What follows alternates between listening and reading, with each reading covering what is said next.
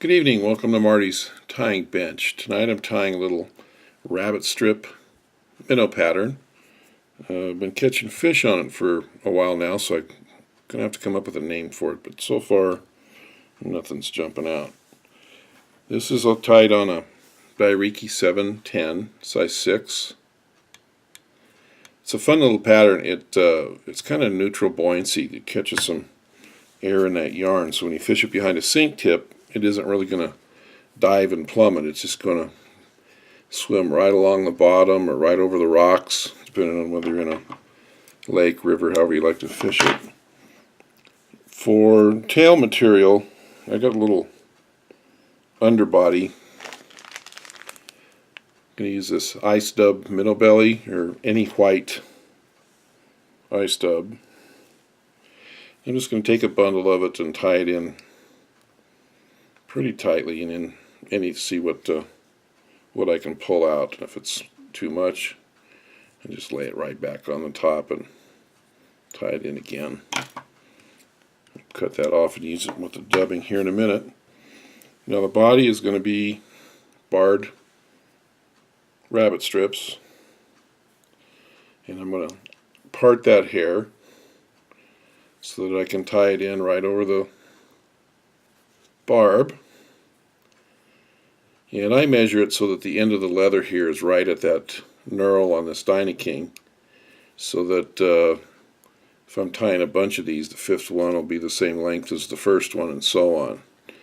And if you got something on your vise, make a note of where the leather is, and you can get consistent as well. Now I only used a couple of turns through the leather. The rest of them are all underneath, kind of security wraps, and building a dam up against the leather to kind of lock it in place. And I'm going to get some more of the minnow belly and just dub a body.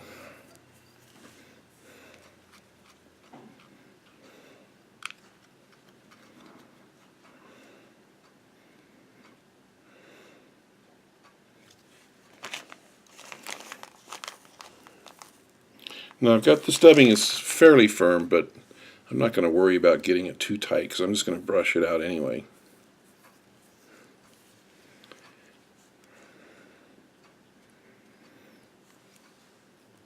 Yeah, that's about how much I want to leave for the head portion. Now I've got a wire brush.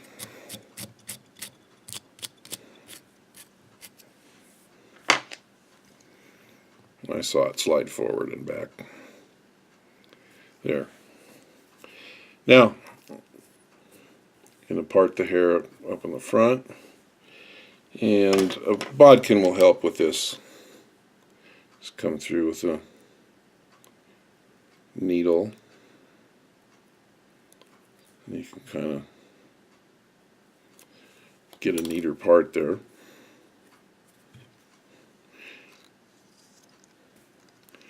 Make a couple of loose turns, then grab it and hold it in place while I tighten up that thread. Some pretty firm turns underneath. Now, cutting this leather, I don't like to get in there with the tips of my scissors. It's kind of hard on them. So I just use a regular old pair of fingernail clippers. Makes for a nice, neat cut. And I want a little bit of red to show underneath for the throat, so I'm going to get some Senyo's laser dub in red, not very much of it, and just start rolling it together.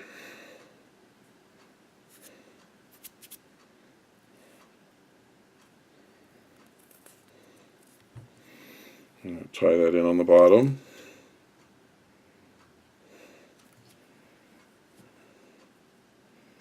And lock it in place.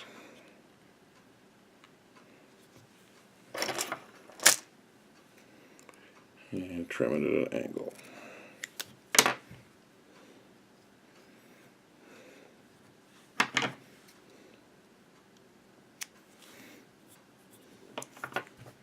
Not too bad. It'll blend in with the rest of the hair when we do the head here.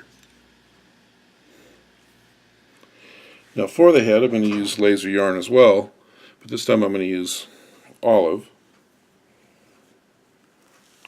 And I'm going to want a pretty good bundle of it. I need to tease it back and forth and get the fibers running parallel as much as you can. Now I'm just going to lay this in on the top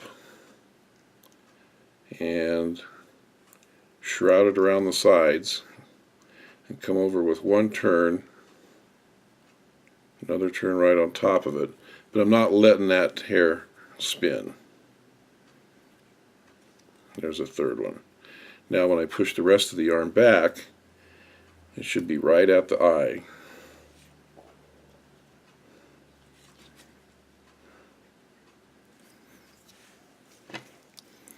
Can tie a whip finish.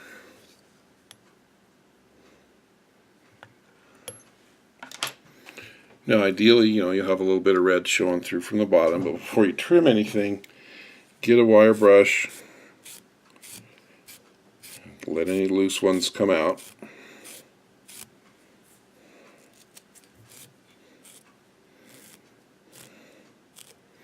When you brush them away from the bottom, that red will show up even more.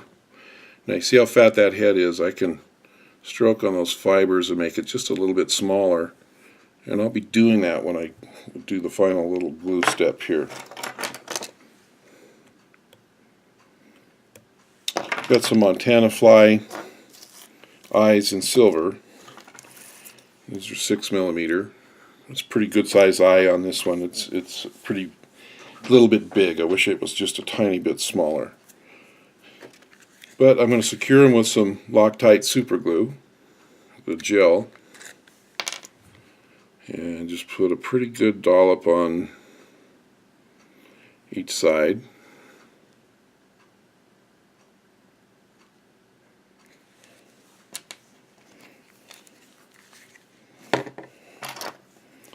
Now I'm going to pick these eyes off of the paper with a bodkin, and that will let me place it.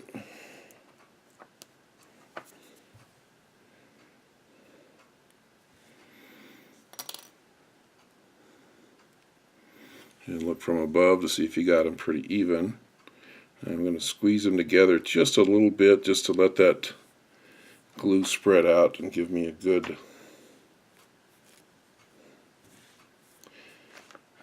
secure connection. Now the last step here is going to be a little bit of Softex. This is a vinyl cement. And hopefully you're not allergic to it. It's a pretty strong vapor, so I don't leave the lid off very long. But I'm just going to comb a little bit of that back on the top.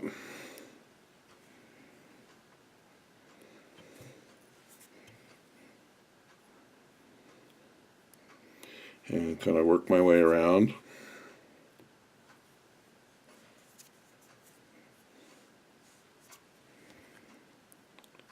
And then stroke a little bit back farther. I'm not soaking it in now, I'm just kind of getting a little bit of product on it to shape it. Now that kind of holds its shape so that when you cast it, it throws all the water out, and then water has a little trouble getting back in because everything stays open, and that gives it a little bit of the neutral buoyancy. So there you have it. There's a little simple bunny strip minnow.